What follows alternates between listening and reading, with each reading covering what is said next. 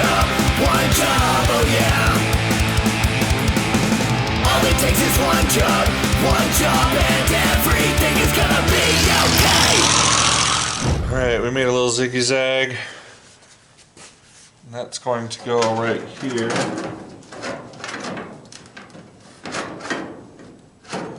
Be our first piece of that bottom of that window there.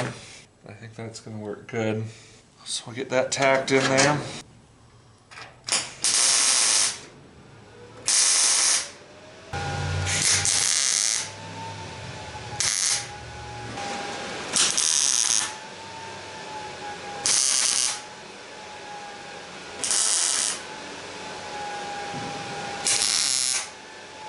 Kind of set this stuff up to have just a nice edge where it kind of starts to roll there, and that way you're kind of filling a little valley that you can roll with your grinder.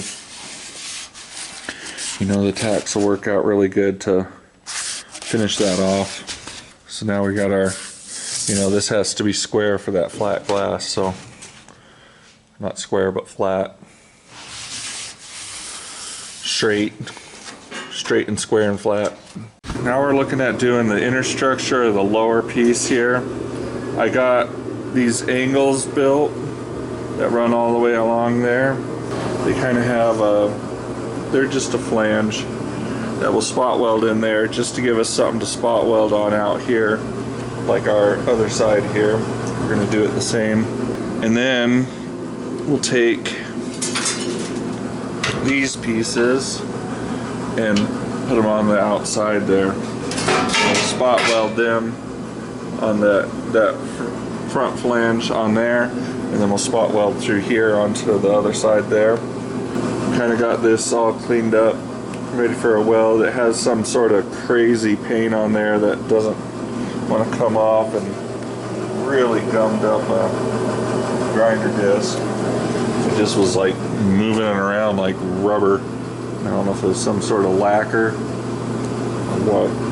At any rate, start welding that strip down and move on to our other piece here.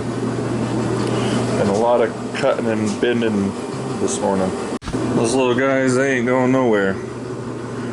Use the 16 gauge setting on it to get that spot weld nice and low, nice and hot. And they're solid. Now we got our next piece, and we're going to try to integrate them into those pillars a little better so it kind of wraps around them. Another solid point to attach to, and went ahead and welded the back side of those corners in on those tabs. Another point that'll just make that pillar stronger. Sometimes you'll have a piece that just isn't quite lining up, and so I drilled a hole inside the spot weld hole, and then you can pry it up like that, and then you get your correct spot, and you can put a self tapper in there. And then I kind of cut this to where I could weld it into these pieces, and it would kind of smooth it out, also make that pillar stronger. And that's how a unibody or sheet metal stuff works, is the more, you know, corners and the more pieces that you can get lapped together and stuff will strengthen up that part that you're working on. So we got the bottom one welded in. It has to kind of rise on this lower piece because of the way it arches on the outside there. You know, we're keeping this straight, but the actual panel, you know, goes out and then it kind of points over. So there's a little bit of a variance in that, but it, you know, turned out good. Now we're doing these top curved pieces, made them the same as this. Just did a half bend and then put it in the bender and wrapped it around that guy. Wrapped him around there. So I think it'll work out. Don't know how exactly the corners will go. I got kind of an idea in there, and we'll see how it looks. So we're getting there. You can see those nice curves on it now. And so now I'll just be able to paint that the interior color And we don't have to worry about, you know, how we're going to upholster it or how it's going to, you know, be done. And then we can come in and do the headliner, and it'll come down and have a little item that goes there. However we end up doing that. But it would look really nice to have come down, and they have like a tack strip item that you can put on there, and it like wraps, the cloth wraps under it and clips in kinda. And so it would literally have like a little rolled cloth edge right there, which would look really cool right next to the painted steel. You know, all this is going to be painted steel, and then we do a little one of these kind of deals here, and that'll all be painted. And I think we're going to do this in a flat tan, and the outside will be an orange. But yeah, we might even do the inside, this portion, in a gloss white, because that's what we'll have on the outside, and then do the tan from there down. But we'll see. Alright, I'm liking that a lot better than our angled edge. That'll really case out those windows like really neat. Kind of ended up with a crazy little jog to do that, but I like that. It's got a nice Art Deco kind of subway feel to it, or something like that. We were just kind of looking at this, and I used two 4-foot pieces up here, so that's 8 feet, and the seam ended up lining up exactly. I didn't even mess with that after I had coped these.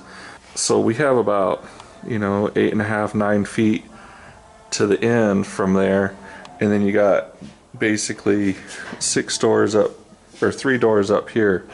So basically this is comparable to a 6-door long bed truck would be the length on this.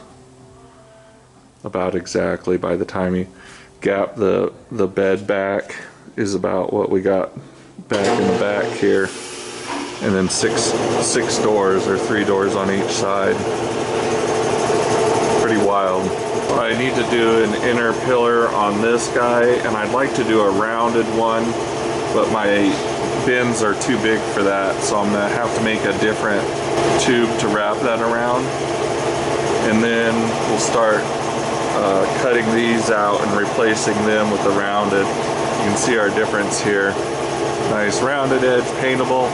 Square edge, I have no idea what we do with that to finish it off. Well, we made this curved piece for that center pillar there. We kind of hucklebucked a brake to make it wrap around a piece of tubing.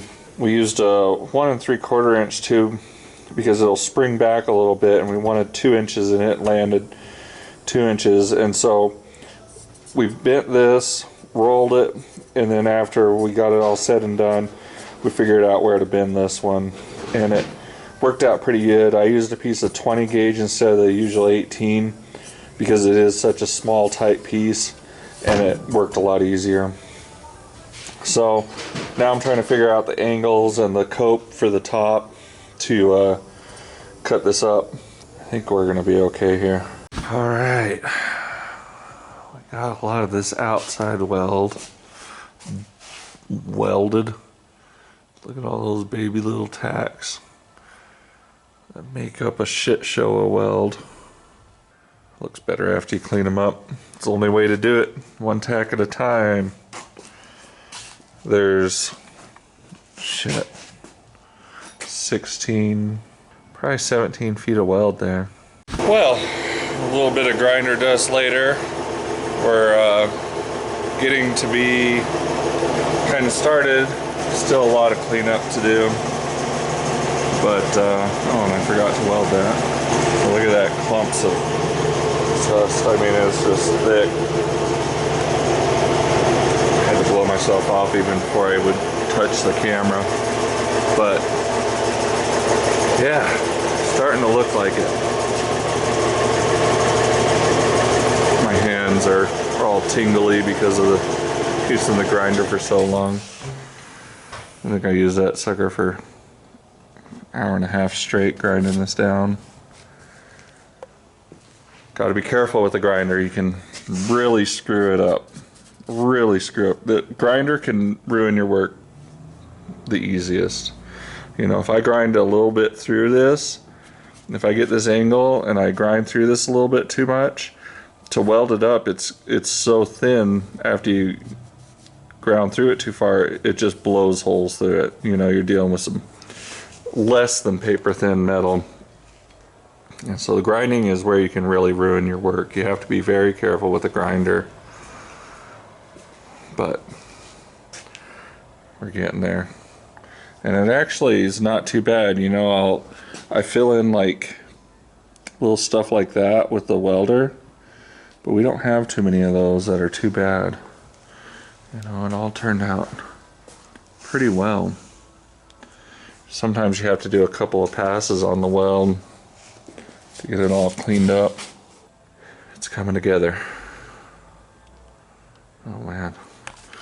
I am sore. I am wore out.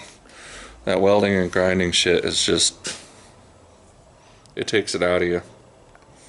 For the ladies at home that have husbands that weld and grind, or the ladies that weld and grind and your husbands are listening, it's hard work. It takes it out of you. It's just that tension of holding where you want to be, and then the grinding, holding it steady and not getting clobbered by it or grinding through something too far. It uses so many muscles. It really wears you out. All right, all cleaned up. Looking nice. Oh yeah, oh yeah, oh yeah. Work it, work it, work it, work it, work it, work it. Thank you all for liking and subscribing and watching the show. I appreciate y'all.